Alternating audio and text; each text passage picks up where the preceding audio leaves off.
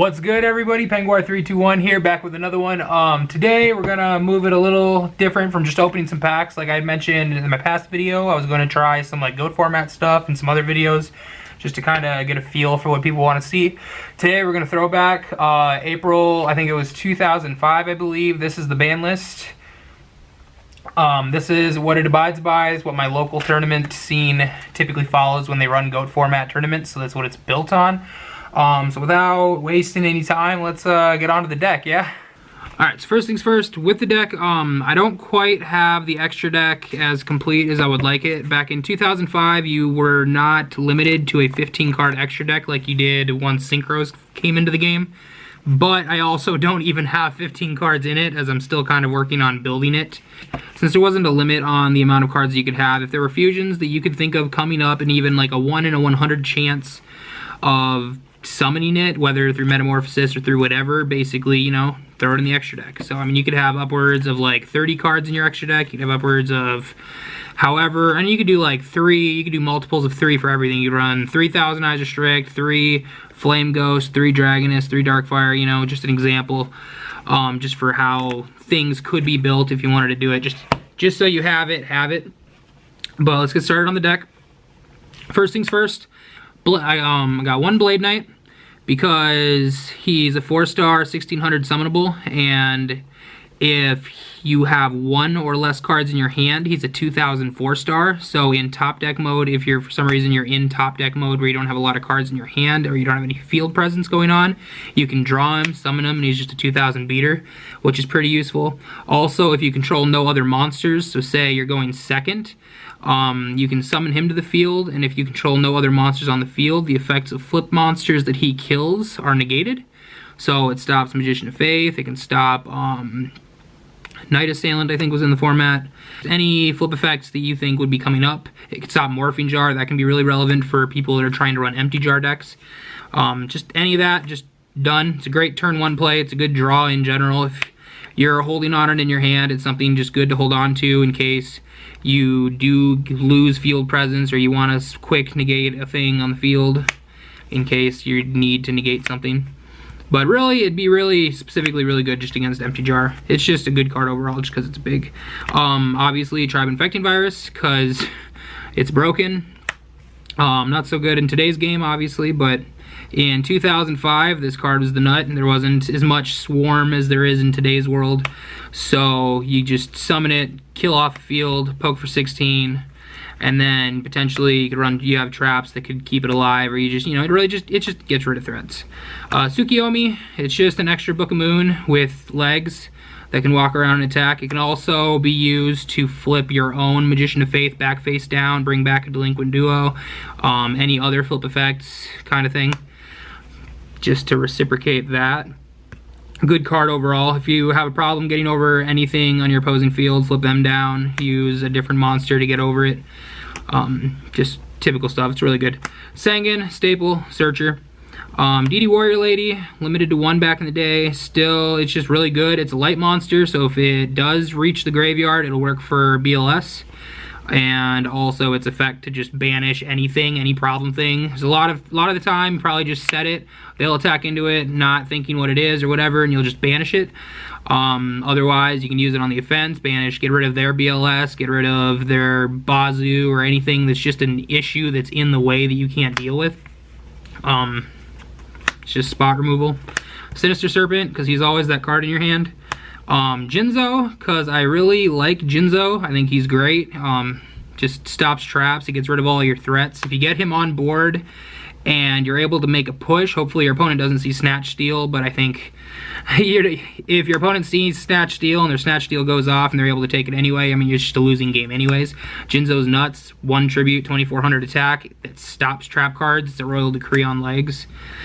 Breaker the Magical Warrior, because he's a 1900 4-star that can also get rid of back row if for some reason they didn't use it upon his summon. So if they didn't bottomless it, they didn't Phoenix Wing it, they didn't use any kind of traps to get rid of him. If you're worried about whatever their back row cards are, Breaker can pop it off. He's also just a 1900 that gets over things. So he's nuts. He's also a dark type for this guy. Black Luster Envoy. Run that because it's broken. No more comments needed about that. He banishes a card, he attacks a monster, kills the monster, he can attack again. Nuts. Asura Priest, 1700, 1200, 4-star monster. Broken. If you're going up against a goat deck, it can attack all monsters your opponent controls once each. So they play scapegoats, gets rid of all the goats, gets rid of anything that's smaller than 17. It's also a light monster. So if you want to metamorphosis it to the graveyard, you can quick get some monsters to your yard to load up for BLS. Just an extra play that could come up. But in general, he mostly just pokes away the entire field. Specifically, he's a goat killer. He's great. The only downside to it, and which isn't really even a downside, he's a spirit monster, so he will go to your hand at the end phase. But that also just saves him for the next turn, so as long as you have a presence on board that isn't a Sewer Priest, you don't have to worry too much about it being a spirit monster. But he's nuts. Air Knight Parshath, because it's another good tribute monster. Unfortunately, it's only 1900 attack, but you're not too worried about it, especially if you're on the offense and your opponent has like a set monster or something. You're really just looking for the draw power. So every time he destroys a monster, it gives you a draw. He also happens to inflict piercing damage, which is convenient. So like if you're playing against a goat deck, it's gonna be a lot of damage. Be able to push that, get yourself a draw card. He's just good. Apprentice Magician grabs, it's a dark that will grab Magician of Faith from the deck. Conveniently, Magician of Faith, 2 Magician of Faiths. So there's your dark, there's your lights, there's BLS. So there's the setup on that. 2 Magician of Faiths, just because of all of the broken spell cards that exist in this format.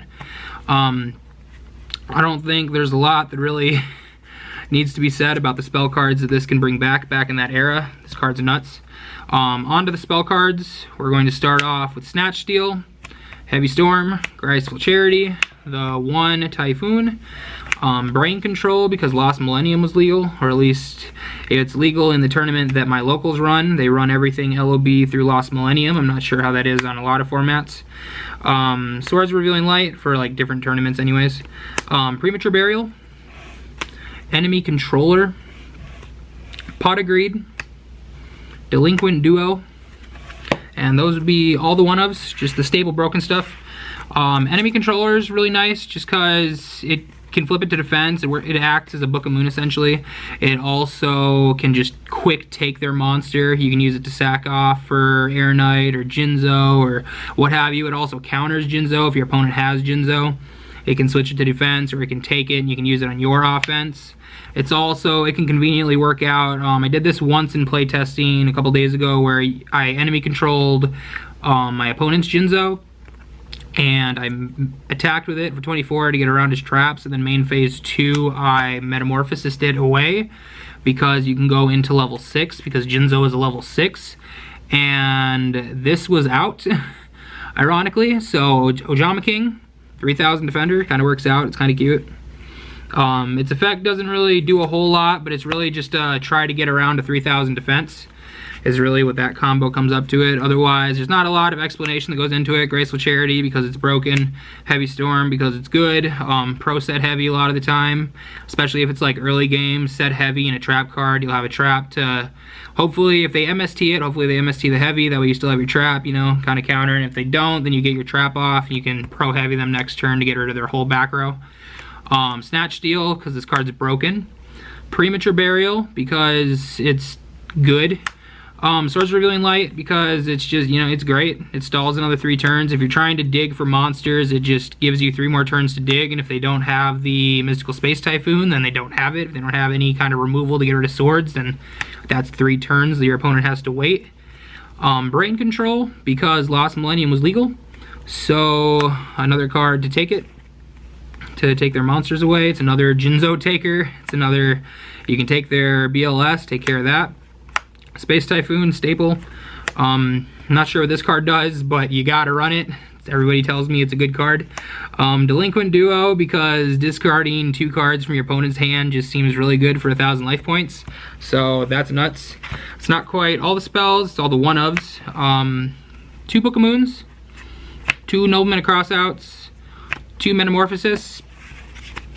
Pretty standard. Metamorphosis just gets you your fusions, gets you your combo plays to kind of just, I say combo plays like it's current gameplay, but it's like, it just gets stuff to the yard to just kind of go into things like Dark Balter, Last Warrior, Ryo Senshi, all that kind of stuff. Also gets your goat set up for Thousand Eyes Restrict. Nuts.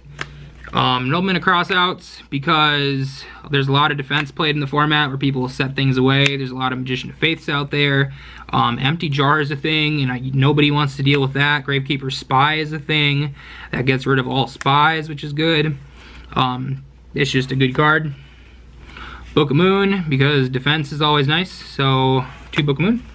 And then, of course, the final spell, 3 Scapegoats, because Scapegoat's good, so you gotta run Scapegoat. You can't have a goat deck without a Scapegoat. Traps, 1 Ring of Destruction, 1 Bottomless Trap Hole, 1 Mirror Force, 1 Torrential, 1 Call of the Haunted, and a pair of Phoenix Wing Wind Blasts. So Ring Destruction, because it's just instant removal. Depending on how far you are in the game, it can just pop off any monster and just end the game right there. Gets rid of any problems that comes up. Your opponent summons BLS, boom, gone. Able to take the 3k, just gets rid of BLS, gets rid of any kind of immediate answer. Cards nuts. Torrential Tribute. Things get too hectic, your opponent gets an extra couple monsters on you, or you're in top deck mode, you don't have a monster, just quick solution, gets things out. Same thing with Bottomless Trap Hole. Gets rid of BLS, gets rid of Gravekeeper's Chief, any other Gravekeepers that could come up, anything else in the format, stops DD Warrior Lady, just monster removal, Mirror Force, monster removal. Call of the Haunted, because it's another revival. It's just good. It's a good card. People like bringing monsters back. Phoenix Wing Wind Blasts, because it just gets rid of, I mean, it's always hit or miss on Phoenix Wing what you're going to hit. There's a lot of the time sometimes where I try to take care of the monsters on board first, or try to find other solutions to getting rid of the monsters. I love to hit spell or traps on this, but there is a lot of the time where you can just, your opponent will summon Breaker, they're going to try to get rid of it, bounce the Breaker back, they'll draw that again, you'll push more damage, things will just keep going. But it is fun to kind of just, like if your opponent has a set Mirror Force, it happened a couple times in testing on Dueling Book where they've had a Mirror Force or they've had some other thing, and I'm sitting there with Phoenix Wing their thing back, then play off and just kind of go off from there. Just depending on how you play it, it's just a good card. It's really good back in that era. That's it for the main deck. 40 should be 40 cards. Then, as I said, for the fusion deck, as it would have been called back then, typically you would probably run more than this. I definitely don't know if you would even run Rabid Horseman, but when I was putting this together, it was one of the few fusions that I had from that time, just because it happened to come in speed duels, and I just haven't taken it out because there's no reason to take it out. There's no limit on the extra deck, so it's an ever-growing thing. Basically, if you have it, and there's even the slightest possibility of you summoning it, whether through Metamorphosis or some weird exchange, if there's any possibility, just, you know, why not run it? So to start things off, we got 2 Thousand Eyes Restrict, Heart and Soul of a goat deck, basically. I mean, it's not like the whole Heart and Soul, but it's like the main fusion monster because it's nuts. Metamorphosis, a goat token away. Or you can also Metamorphosis a Magician of Faith, because Magician of Faith is a level 1. That is another way to work it out. It is, while it is on the field, it is kind of like Relinquished. We know what Relinquished does. You can target 1 monster on your opponent's field, equip it. If it is face down, it will not copy its stats. If it is face up, it will copy its stats completely as far as attack and defense is concerned. And then while he is face up on the field, he is the only monster that can attack or change battle positions. So that's relevant, just freezes the game. If your opponent has something like a BLS, it's even better to just kind of summon it, suck it up. You have a 3000 that just can, it's the only monster that can poke. Just basically freezes the board while it's on field and just slowly lets you take advantage or draw more cards if you're falling behind. Flame Ghost, because it's a level 3. Dragoness the Wicked, because it's a level 3. Dark Fire Dragon, because it's a level 4. Realistically, I would probably run at least 1 more of this. I just only have 1 copy, so that's why I only have 1 right here. Fiend Skull Dragon, because it's a level 5, and because it's good. Reaper on the Nightmare, level 5. Dark Balter, level 5. Ojama King, because it's a level 6, and I think it's a really cute tech. Just because it has 3000 defense, and it can come up, it doesn't come up a whole lot, it can come up a little bit against Gravekeepers or other decks that can get monsters on the field fairly quickly, where they would want more than just 2 zones, and especially with Gravekeepers because they don't have Gravekeeper's Descendant back then. They can't just spy for Descendant. So they have to really just try to get over it. If they don't have like a trap, like Phoenix Wing could probably get rid of it, but that's still, it's just as soon as it's on the field, it's an automatic target. And that's really what I'm trying to get at with it. It's really cute. Specifically, it's really more for when you take their level 6 and you summon Ojama King. It's really cute. Rabbit Horseman, I can't say that you would summon this, but you know, it's there. It's an Earth. I don't know. Dark Flare Knight, because it's nuts. Ryu Senshi, because it's good. Last Warrior from Another Planet, because it's good. So that's not, so that's the deck. Tell me what you guys think. Tell me what kind of decks you guys like for the format. If you want to see more GOAT decks, I would be happy to do some more videos. I will be doing at least a couple more videos. I will try to get some more decks put together. I kind of want to get an Empty Jar deck put together that would be fun to build. Just to show off what Empty Jar would have looked like back then. Basic concept, you know. Have jar, flip jar, mill their hand, flip jar, you know, just basic concept. Flip, flip, flip, flip until you win. So yeah, I might share that. Expect there's a couple other deck profiles that I'll be having for GOATs. I might get some Duel Links videos up here sometime within the next week for anyone that might be interested in GOAT. But that's all I've got for today. Give the video a thumbs up. If you want to see any of my other content, go ahead and smash that subscribe button. And thanks everybody for watching. I'll see you next time.